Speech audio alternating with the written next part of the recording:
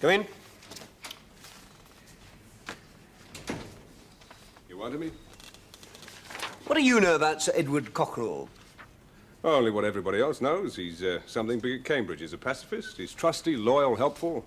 All the Boy Scout virtues. The last of the left-wing saints. A dying breed. Well, that's about it. With, for your information, doctorates in philosophy, music, mathematics, etc., etc. Well, that's not my line. Why are you interested in him? Because Sir Edward Cockerell, scholar, man of impeccable reputation and unlimited credibility, is about to blow up any shred of reputation that this country still has left. Where's the critique of pure reason? Where you left it? I know that. Where'd I leave it? Beside the bath. Of course. I'm packing your cardigan. No, I hate it. I look like a molting celium in that thing. It'll be cold there. It's always cold there. Tumo, the creation of bodily heat by meditation, seems to be fairly well established. I'll ask Hans if he has any personal experience. Perhaps he does it all the time. It would explain why he looks so healthy. Still the only place where one isn't pestered. You know, my love, perhaps this lecture, it'll prove to be the one really useful thing I've ever done in my life. You've done a lot of useful things. Not really. I've made a lot of mistakes, from which other people could learn if they tried to. But this could be different. Where did you say I lived? By the bath. I don't follow you. Sir Edward gives the Dimbleby Lecture live to a television audience of what, 8 million? And? His subject, ethics and government. Well, that sounds dull enough. And in order to prove his thesis, which is, roughly, that no government can be trusted to have any moral standards at all unless its every activity is permanently exposed to the public gaze, he proposes to instance the case of Jan Rapaki. What's this? It's an outline of what Rapaki's been working on. Anthrax. Thing sheep used to get. Still do get. A disease virtually incurable in the human being as well. Rapaki's a Pole. He's over here for 2 years working at Cambridge, while a British scientist is in Warsaw. It's a kind of university exchange scheme. Rapaki is the world authority on how to deal with anthrax. Well, I don't see why unhealthy sheep are a security risk. As a byproduct of learning how to deal with it, he's also learned how to spread it artificially. Rapaki won't tell the Poles this. And now he's over here, and he's claiming political asylum, which is a bit awkward, since the Poles might want to hang on to the British scientist he's exchanged with.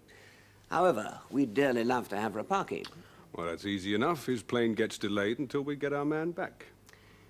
Yes, but somebody at the Ministry of Defence has made a condition. He can stay, but only if he continues his research until we can use anthrax as a weapon. So? He won't. So we lose a scientist. There are others. Rapaki's told Cockerell. And Cockerell proposes to tell the television audience.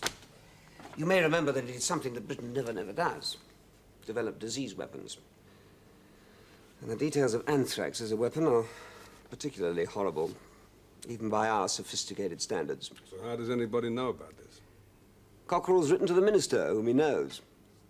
Cockerell knows everybody. Except us. You got something to read on the journey? I get some magazines at the station. Oh, yes. You kept something out? Yes. One good thing about a railway journey, you do at least get a chance to catch up on your reading. So what do we do? Well, we can hardly arrange for him to be run over, and he's not likely to respond to the usual kind of threats. So all we can do is try and talk him out of it. Yes. So I shall need to know everything there is to be known about him. Well, it's got enough interest. There must be something that interests him that would give me something to begin with. Anthrax? I want you to go over everything. You better get Mr. Clark to help you. Go right back to his childhood. Everything. And what about his friends? Can't one of them help? Explain his being unreasonable. His closest friends include Lord's Chief Justice, half a dozen Nobel Prize winners, most of the more intellectual leaders of 3 religions, a clutch of top ecologists, and the Dalai Lama. The one thing they're likely to have in common is they're more liable to be on his side than ours. Oh. And while you're at it, I'll ring and see if I can make an appointment to see him. But I shall want to leave before I meet him.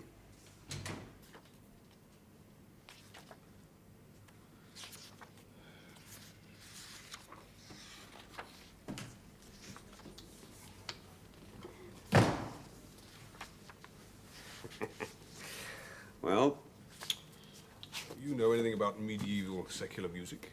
No. Or Staffordshire ware? Marriage rites of the Coptic Church? Acupuncture? Gold deposits in Cornwall? No. That's a pity. It make conversation with Cockerell easier for you. Well, what have you found out? Cockerell. Cockerell, the schoolboy, Gatesbury Primary School, Bexhill. Then Winchester with the largest scholarship they had to offer. His nickname was Socrates because he never stopped asking questions. St. Edward's College, Cambridge, with 2 scholarships and a special award for his ability to play the organ. Now, first year, he read English, starred first. Second year, switched to mathematics, starred first. Switched again, third year to moral sciences, Starred first. I'm getting the picture. Traveling fellowship, he visited Russia and the United States and China, where he became fluent in Cantonese, translated works of Lao Tse into English. I see. And also into French. That takes him up to the age of 24. A late developer. Politics? He joined the Communist Party in October 1927, was expelled in April 1928. Inability to conform. Oh. He was lecturer in philosophy at the University of Padua. What language? Italian, but he says somewhere that he never really mastered Italian. I'm delighted to hear it. Now, back to Cambridge, where he wrote something called The Ethical Dilemma, and also what is still, according to this, the definitive work on Milton. In 1936, at the age of 30, he went to Spain. He fought with the International Brigade. Wow. A lot of the intellectual left did that. Well, Cockerell identified himself particularly with the Basques. Don't tell me. He speaks Basque. Yeah, maybe.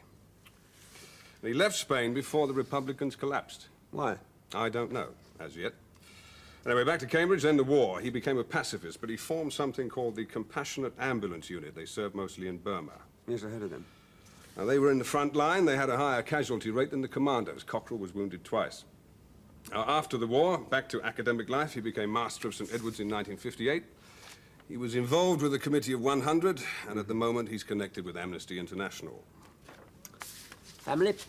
Well, he was an only child, and he was married in October 1940 to Mary Eleanor Phipps, daughter of the late Dr. James Phipps, former professor of theology at the University of Durham. Successful? Yeah, as far as I can gather. Children?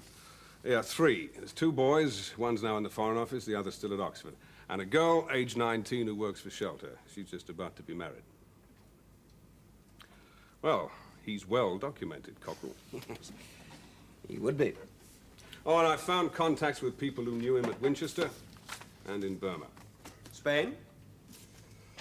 Author wishes to meet anyone who served with the International Brigade in the Spanish Civil War. Now, that's in tomorrow's Times. I've rented a flat suitable for a second-rate historian with a phone. That's the number I've given. Not very encouraging, is it? Inspector Williams is just back from Cambridge. Nobody there could tell him where Cockerell had gone to, but everybody knew why, to work on his lecture. However, according to Williams, there's a note pinned to the letterboard in the porter's lodge in Cockerell's handwriting. All his correspondence to be forwarded to Hill House, Llandovey. Oh, what's that? Sort of hotel come guest house, as far as I can gather, in North Wales. I'm booked in there from tomorrow. There's a telephone number. Now, anything you can find, anything, let me have it. I'm going to need all the help I can get.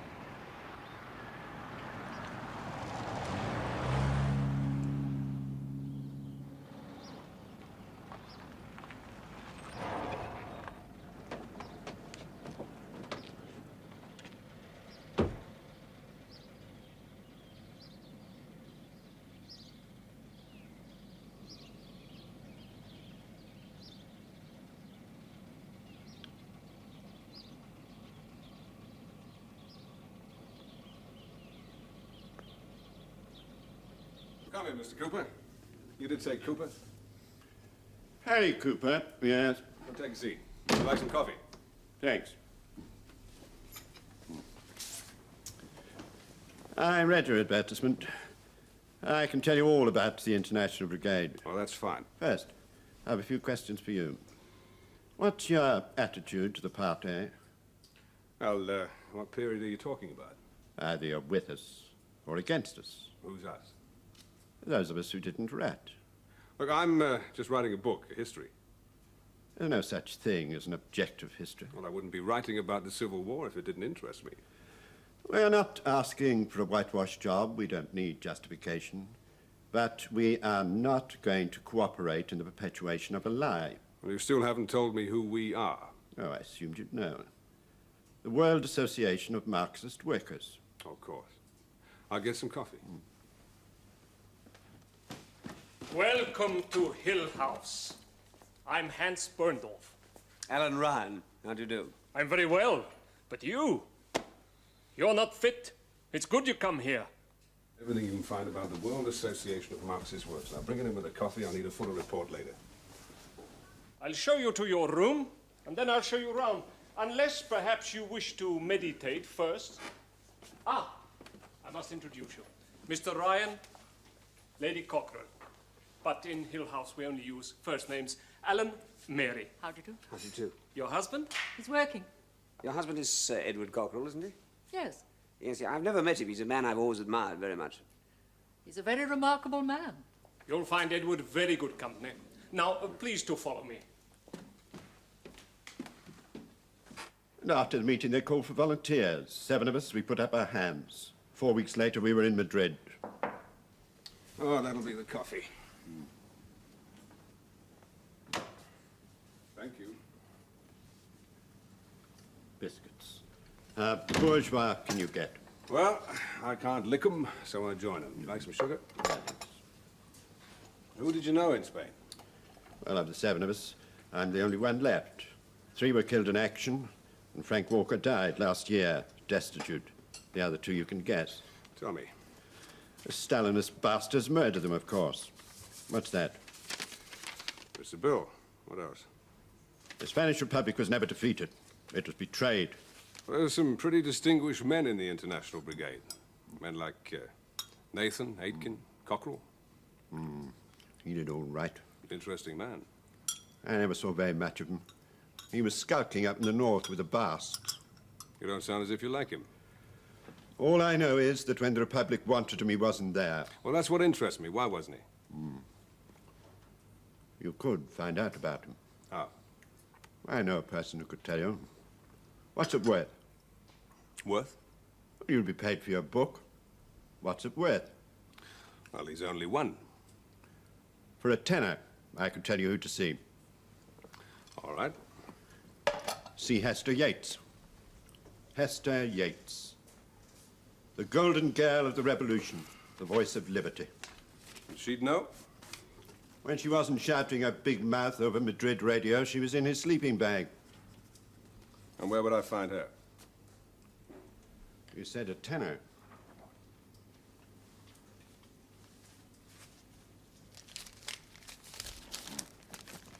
I don't often get money this easy. Perivale Street in Mayfair, on the corner there's a pub.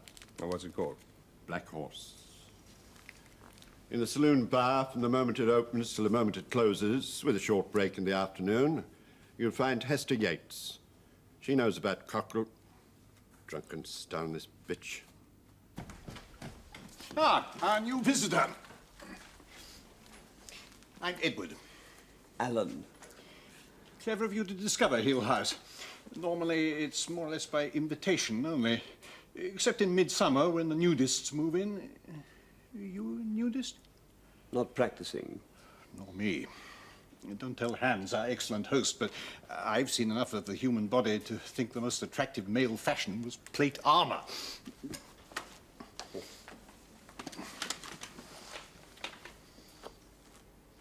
This is your first visit, we're told. Yes. I come here from time to time on a sort of secular retreat, but this time I've come just to get a chance to work. Do you mind my asking what the work is? Not at all. My wife will tell you that I'm an incorrigible bore. The fact is, you see, I've always thought one of the most profound remarks ever made was by the little girl who, on being urged not to speak until she thought, asked how she could possibly know what she thought until she'd spoken. Now, what I'm doing here is... Excuse me. Alan, there is a telephone call for you. Ah, yes, thank you. It's under sorry. the stairs. Thanks.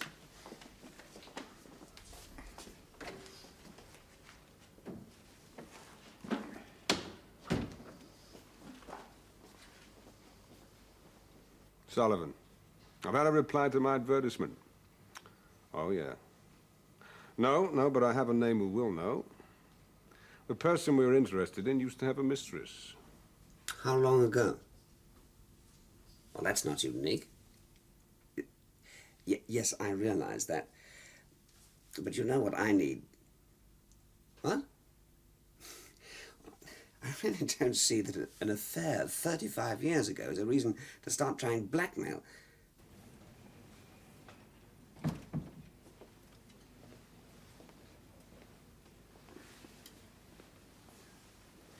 Tonic, please. Gin or vodka? Oh, just a tonic. See, I like pubs. I don't happen to like alcohol. Takes all sorts. Well, that's the trouble with my job. You're on your own all day, so you like to get out in the evening. What do you do then? I'm a writer. What do you write, novels? Well, sometimes. Working on a book about the Spanish Civil War at the moment. There's not much on it in English. There isn't much in any language. You interested in it? The Spanish Civil War? I was there. You can't have been. I was. But in Spain? In Spain. Well, let me buy you a drink. Well, that's pretty amazing just to run into you. Just like that. You were in Spain during the war. You don't look old enough. I arrived 2 days after it started. I left with the last of the Republican army when they crossed into France. She was there, all right. We've all heard about it. Well, maybe you could help me. Thanks. Cheers. Cheers.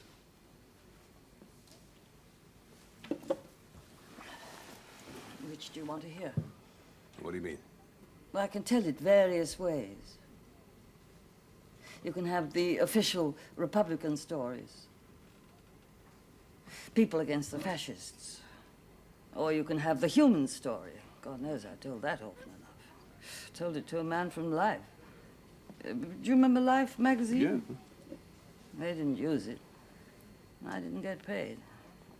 You can have the story of the International Brigade Workers of Europe in arms. Except there weren't any arms. Or you can have the story nobody wants. True story. Now, Spain was a kind of maneuvers. It's less unpopular if you can have your maneuvers in somebody else's country. We're all too old to care now. Nobody cares. We're all too old. Hegel's remark, the owl of Minerva flies only when the shades of night are fallen. You only get philosophers in a decadent society. Europe should be producing a fine crop of philosophers now. Darling, I really think perhaps Not this just is true of societies, it's true of individuals. The moment a man finds himself analyzing, as I do, motives for an action, it's because he's past the stage of being a creative animal. I realized I'd become an old dotard one morning. You remember? I remember you're telling me. I prefer lime marmalade for breakfast. I always have. And one day, I found myself wondering if I would not prefer orange marmalade. Well, that hardly sounds a sign of senility. But I didn't just say, today I want orange marmalade. I solemnly asked myself, what made me prefer lime to orange? It wasn't an atrophy of the taste buds, it was an atrophy of the intellect, the inability to act without introspection. We have both sorts of marmalade here. Splendid. And Gerda bakes all our bread. Real bread with the husks. You met Molotov? Molotov? Yes, of course I met him. Well, it's just... January the 5th, 1937, left Spain. False passport from Tito. January the 15th, Moscow, Molotov. There he is, sitting there like a praying mantis. I told him. You told him what? I told him what was happening. I said, while we are sitting here, people are dying. I actually believed that Molotov would care about people dying. I said, unless you send us more troops, more tanks, more people to train our people, more planes, more pilots, you might just as well clear out and let everybody know. What? Italy, Germany, doing to Spain. Yeah. What do you mean, yeah? What do you know about it? He promised me. More tanks, more troops. Just figures. Nothing. All we got was the secret police and Stalin. What about Stalin?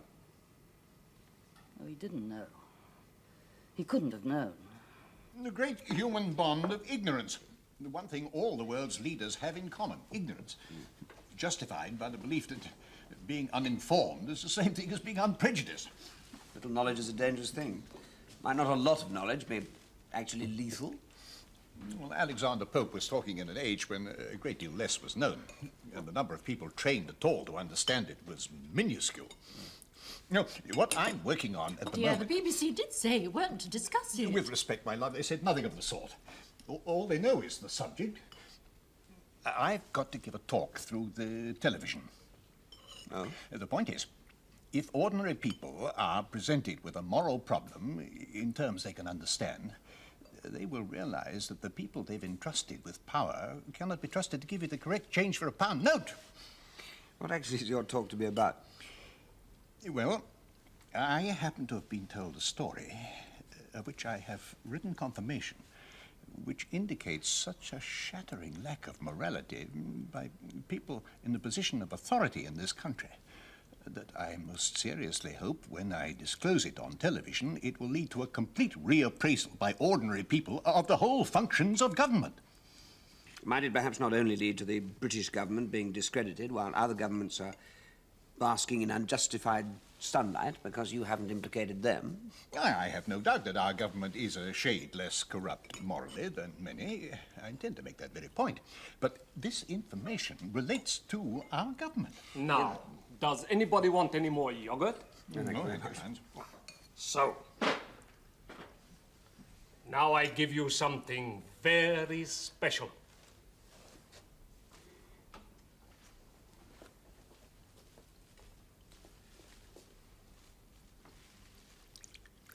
What is it? Tell me if you've ever tasted anything like it.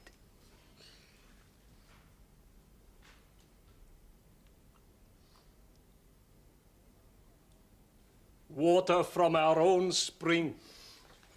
We don't have stimulants like coffee in Hill House, but we have the most marvelous water. I analyzed it. Will you believe it has 1/100th of 1% dissolved iron? Remarkable. I knew them all. Goering, the fat slob, Chamberlain, silly man. I knew them all. You must have known the leaders in Spain. Well, of course. Lister, Clive, Cockerell. I knew them. How about another drink?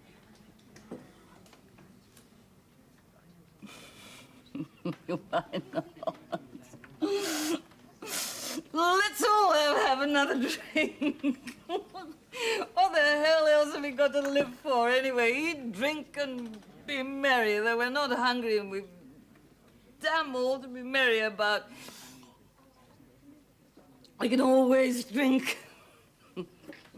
I tell you something. All the people I've known, everybody I have known, everyone, you name them, with one exception, one exception, they are not worth that.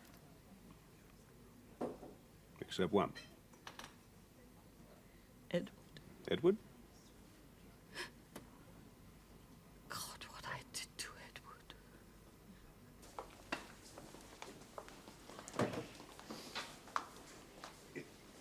If you find the food here becomes too much, I always bring a suitcase full of plain chocolate. You're more than welcome. Thank you. I'll let you know.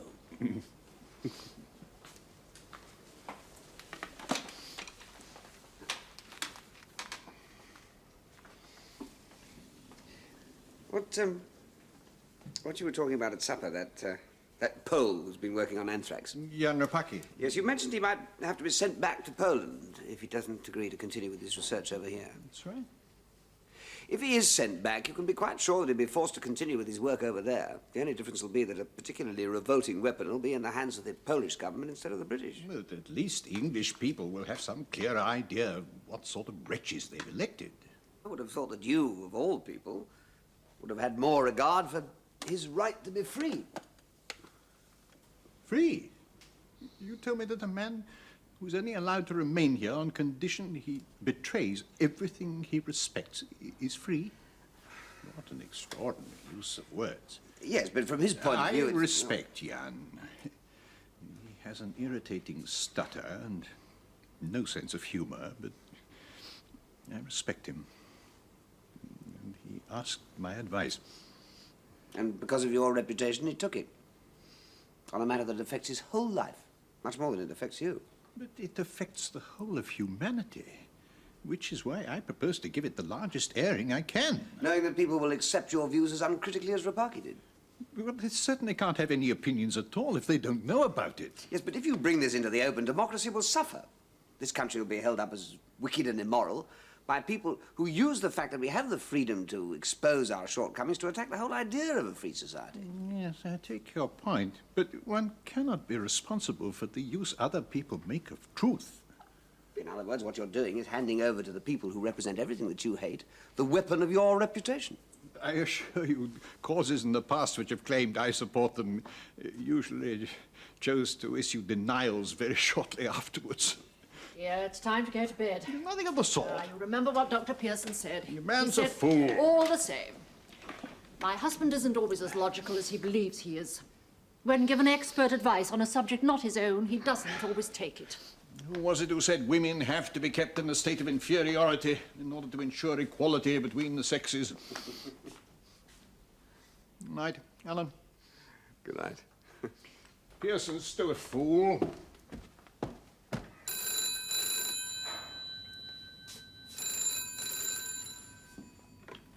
Sullivan? Ah, I've been trying to get you. Well, I've been with Hester Yates. I just put her to bed. No, just drunk. Did you find out anything? Oh, she was in love with Cockerell, all right. She got all tearful when I mentioned his name, but it's not much help. Well, is she still in touch with him? I don't think so. You know, the trouble is, as she gets drunker, she gets less reliable. She starts to make up stories. How Harold Wilson relies on her advice, that sort of thing. Well, perhaps he does. Well, I doubt it. Not when she says the President of the United States does as well in the same sentence. Now, the only thing I don't see is what she lives on. I saw a checkbook in her handbag. I'll get a rundown on her bank statements in the morning. Yes, well, I need something on Cockerell. I've tried sweet reason. It doesn't work. Now, what do you expect me to find in a man like Cockerell? Now, look, nobody on this earth hasn't got something hidden somewhere. Now, find it. All I want... Sorry to disturb you, but you may find your bedroom rather cold. Don't tell Hans, but you will be like this. Good night. Thank you. Hello, are you still there? Yes. Sir Edward Cockerell's just brought me my hot water bottle. When I got back, I spent 4 hours looking up the references to the things you told me about Spain. Well, mostly lies. Thanks. Cheers. Cheers. And what have you been reading? Oh, the standard stuff, mostly Hugh Thomas, Casado, Bowers. The thing that kept me up were Cockerell's letters. You got those? Yeah. Letters from Spain. I didn't know there were any copies left. Well, I found one. What do you think of them? Well, I think they gave me the clearest idea what it was really like. They were love letters. Oh, I didn't realize. No, you wouldn't. Those bits were cut out. Edward wrote them to me.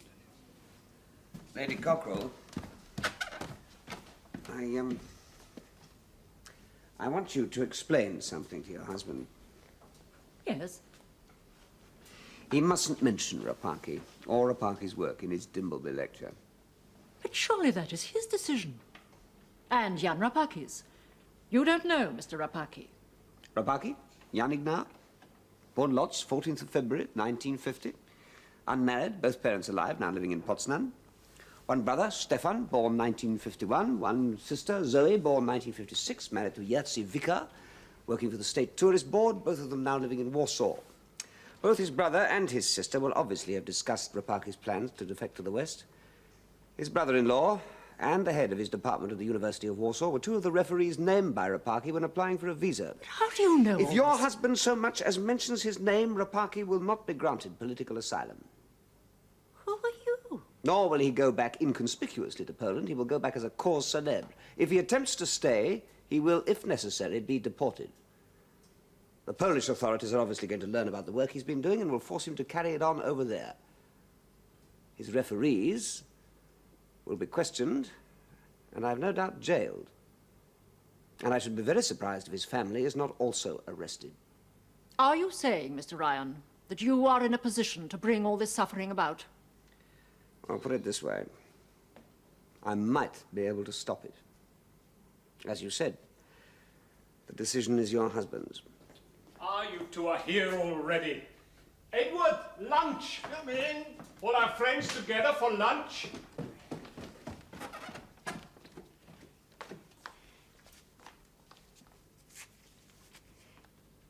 Chocolate, I promised you.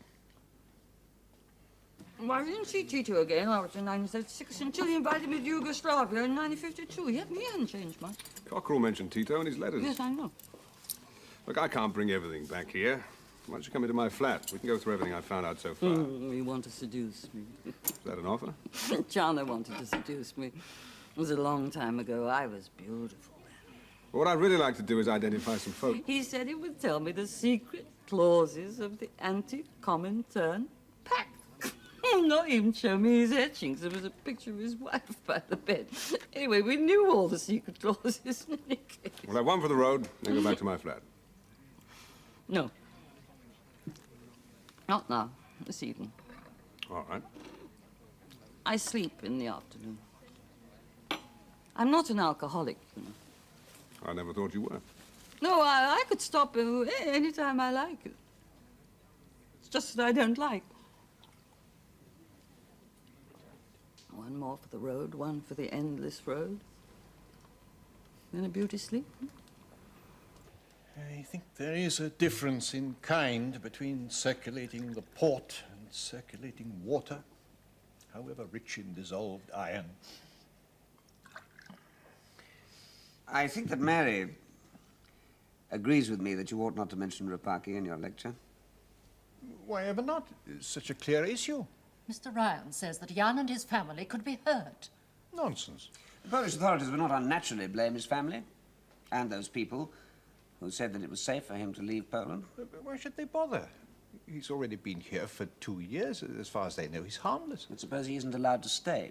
But that was bluff, a threat to persuade him to go on with his detestable work. I don't know. It might have been bluff then, but if you mention his name, the only way that you can be discredited is for him to be sent back to Poland to prove that it was an absurd idea in the first place to suggest we ever wanted him.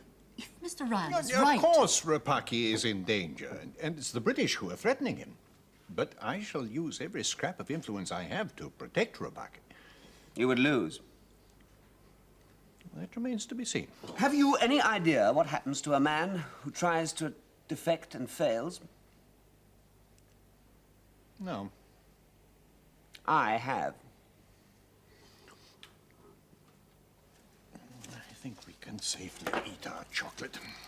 You are taking responsibility for Rapaki's fate into your own hands. Well, I did discuss this with him, and we agreed there was a risk, but a risk worth taking.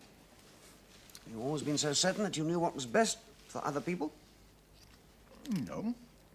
I tried to assess each instance. I admit that once, years ago, I really did believe I knew best. In those days, I had a very deep religious faith. And then I decided I was wrong. There is nothing more arrogant than an unreasoning conviction that one is being humble. What made you change your mind?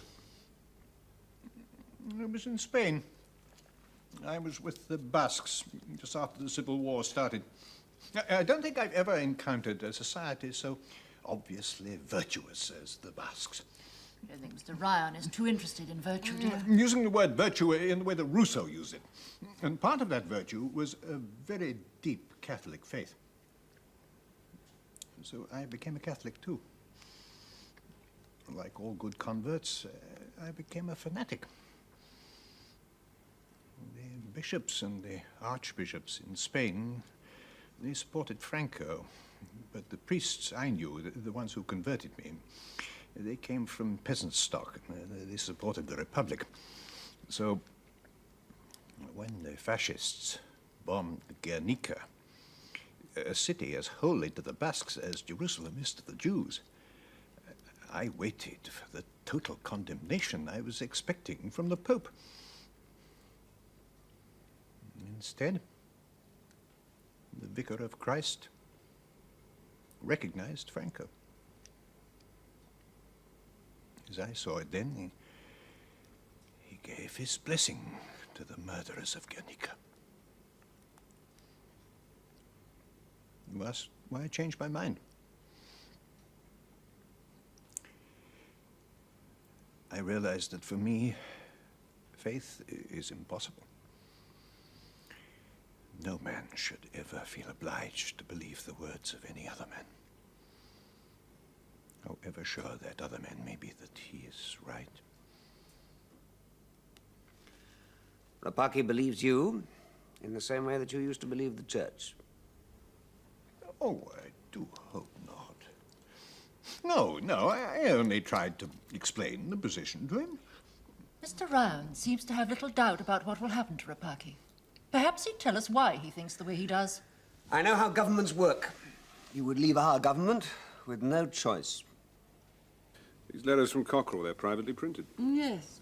Why? I thought publishers would be falling over themselves to have them. Well, you didn't want them published. Oh, sure. Why not? Because he didn't want it. Isn't that good enough for you? Poor Edward, poor darling Edward. Well, who did publish them? Are you asking me all these questions? I told you I'm researching a book. Oh, yes, of course. Your book. I published them. Edward was in the north. I was in Madrid and I didn't understand. We couldn't meet, you see. What was Edward to you? Everything. When you said you didn't understand what? Why he changed? He changed. Yes, he didn't approve of the killing anymore. And I did. I still do. He went on writing with those beautiful, beautiful letters even after I'd published the others. Why did you publish them? To make him look small. Me. I thought I could make Edward look small. He's worth 50 of you. Why did you want him to look small? Because I thought he'd changed sides. I thought he'd changed his convictions, and I hadn't, and I wanted to tell everybody, look, you can't believe what he's saying now, because he used to say something quite different. Do you understand? Yeah. The only decent man I've ever met. He went on writing me those beautiful, beautiful letters, even after I'd published the others. Well, tell me more about it. Oh, I could tell you things about it. Nobody in the whole world knows. What sort of thing?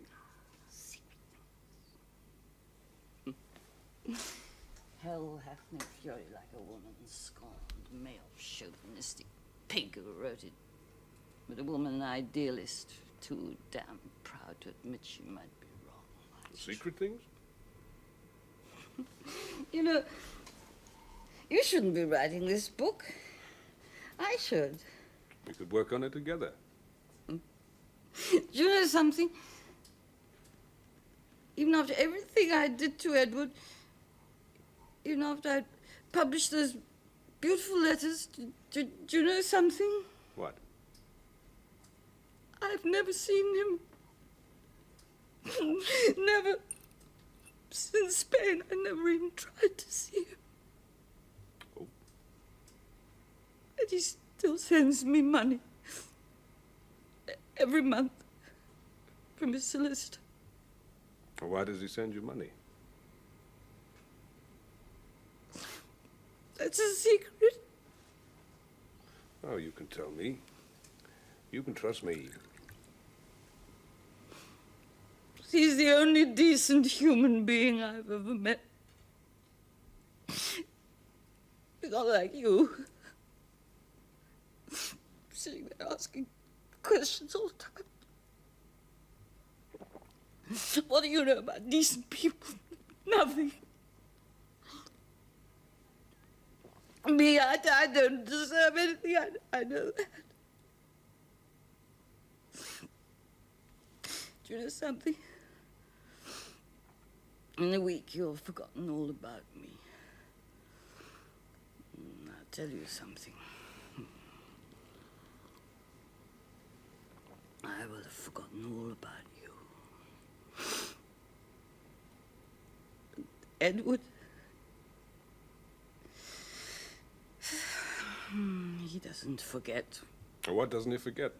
And why does he send you money? Because I'm his wife. You sure of that? She says she has a Spanish marriage certificate in her flat. Well, can you get it? Well, she's going to show it to me in the morning, along with all Cockerell's papers. She's promised me the lot. I can publish them after Cockerell's death. I see. It's a Catholic marriage. They were never divorced. So once we got the certificate, we've got him. He's a bigamist. All his children are illegitimate. Yes. And he won't want that spread around, will he? No, I'm sure you're right.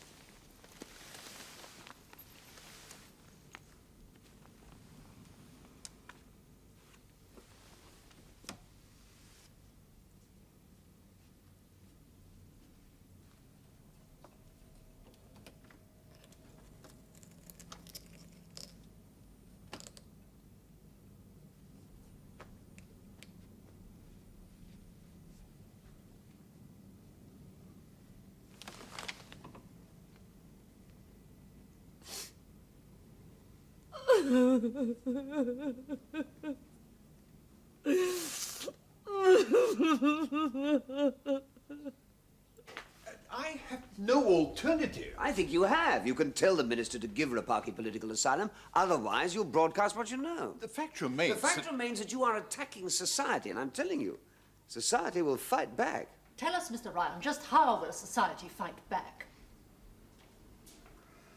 Your husband has not got the monopoly of inside information. I'm afraid I honestly You are taking over Rapaki's life. You call that a principle? That's not the point. So that you may be seen to be holier than the rest of us. You may think what you like, but I'm not going to allow you to talk to my husband like that. I know him a great deal better than you do. It's all right, No, it is dear. not all right. Whatever else you may find to criticize in Edward, you can never say that he's done the things he's done in order to win cheap fame. No, really, my love, I'm He's sure... endured attacks, slander, and spite all his life because he has the courage to defend the things he believes in, which perhaps, Mr. Ryan, is not something you can claim. It's getting very late, dear. You've still a lot of work to do on your lecture. You must be fresh in the morning.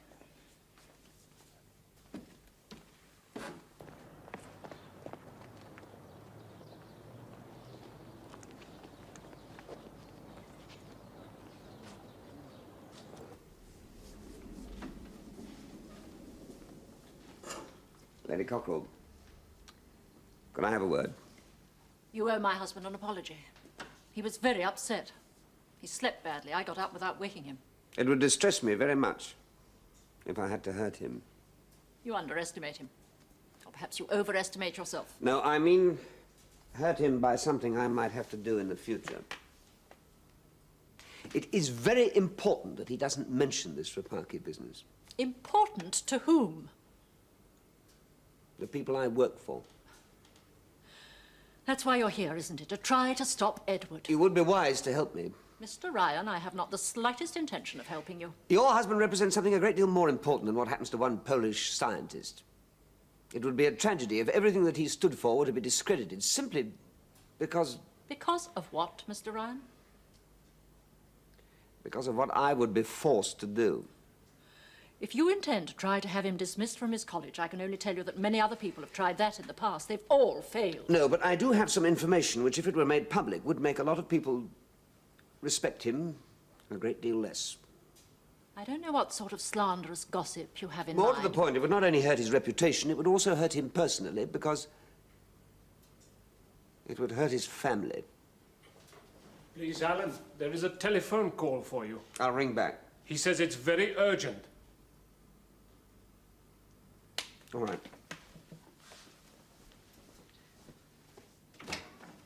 Sullivan. I'm in Hester Yates's place.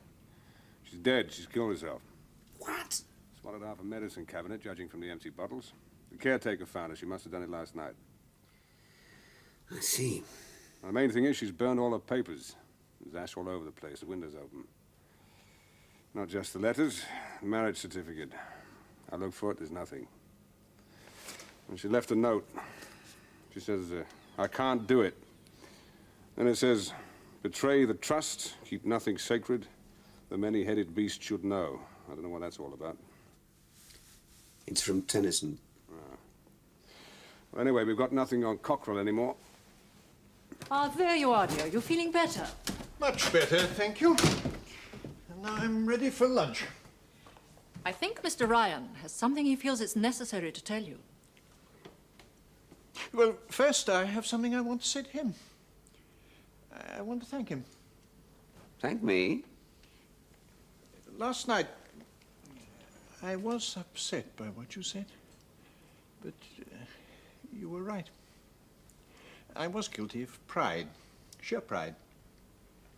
That not only would something good be done, but that I should be seen to do it. The Greek sin of hubris. Rapaki, it was very difficult for me to admit to myself that I was depriving him of an inalienable right. I was forcing him into making a moral decision which, frankly, is quite beyond his comprehension.